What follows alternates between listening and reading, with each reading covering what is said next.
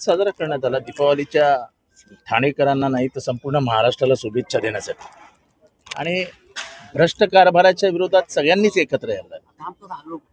जेव्हा बलाढ्य शक्ती समोर दिसते आणि ती दोन्ही हातांनी बरबटलेली आहे तेव्हा काही मतभेद जरूर असले तरी ते बाजूला ठेवून आपल्याला एकत्र यावं लागतं।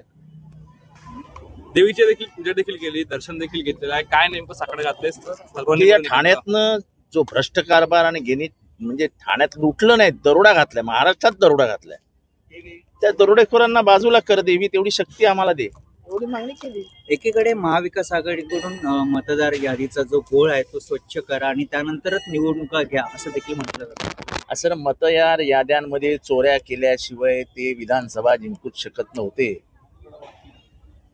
18 ऑक्टोबरला आम्ही मतदार याद्यांमध्ये घोटाळा आहे, तुमचे सर्व्हर मॅनेज होत आहेत, मतदार याद्यांमध्ये नावं घुसडली जात आहेत, हे सगळं आम्ही 18 ऑक्टोबर म्हणजे विधानसभेच्या निवडणुकीच्या आधी 1 महिना सांगितलं होतं। बरोबर आहे त्यांचं मत, कारण त्यांचाच शहर अध्यक्ष बदलापूरचा त्यांनी आज प्रेस कॉन्फरन्स घेतली आणि म्हटलं की शहापूर, मुरबाड आणि कल्याण ग्रामीण या भागातले 17,000 मतदार हे बदलापूरच्या यादीमध्ये टाकण्यात आलेले आहेत।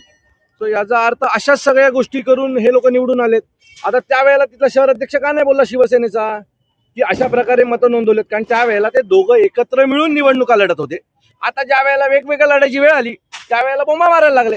सो जे आम्ही सगळे म्हणतोय की मतदार याद्यामध्ये नावं घुसवली गेलेली आहेत, तोच शिवसेना म्हणजे शिंदे गटाचा जो शहर अध्यक्ष आहे तो तेच सांगतोय की 17,000 नावं घुसवलेत। म्हणजे आम्ही जे बोलतोय ते सगळं खरं आहे आणि यातूनच ते लोक निवडून आलेले आहेत। पण यापुढे आम्ही गप्प बसणार नाहीत, याद्यांवर काम करणार आणि जो कोणी मतदान केंद्रावर बोगस मतदान करायला येईल तो येताना नीट येईल, पण जाताना नीट जाईल का याची खात्री आम्ही देणार नाही। कारण आम्ही ज्यावेळेला 4 जण एकत्र उभे राहू त्यावेळेला तुम्हाला कोणाचा बाप आमच्या समोर येऊन उभा राहायचा आहे, तुम्हाला या वेळेला बोगस मतदान करून आम्ही देणार नाही।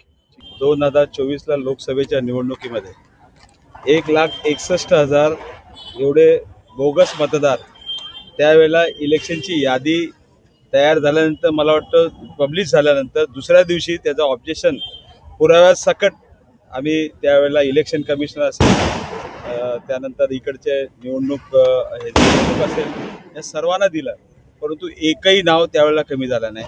त्यानंतर त्यांचा धीर एवढा चेपला की विधानसभेला 1,71,000 म्हणजे 10,000 नावं ऑलरेडी त्या लोकांनी जास्त टाकली की त्यांना माहिती आहे की आता हे पसलेलं आहे, आपण विधानसभेला पण करू।